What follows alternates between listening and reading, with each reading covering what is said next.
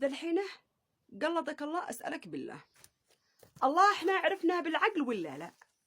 احنا عرفنا رب العالمين بالعقل، وربنا قال في القرآن الكريم ايش قال في سورة هود؟ ولقد جاءت رسلنا إبراهيم بالبشرى قالوا سلام، قال سلام فما لبث أن جاءهم بعجل حنيذ. الآية الثانية قال الله في سورة إبراهيم وأدخل الذين آمنوا وعملوا الصالحات جنات تجري من تحت الأنهار بإذن ربهم وتحيتهم فيها سلام. الآية اللي بعدها سورة الأحزاب قال الله سبحانه وتعالى وتحيتهم يوم يلاقونه سلام.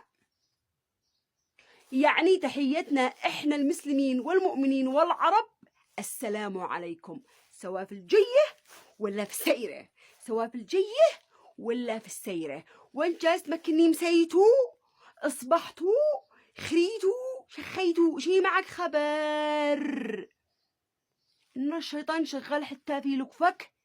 بصير الشيطان شغال فينا حتى في لكفك، حتى في الدعاء، حتى في النظرة، حتى في كل شيء، في كل شيء الشيطان شغال شغال شغال شغال بأقوى قوته.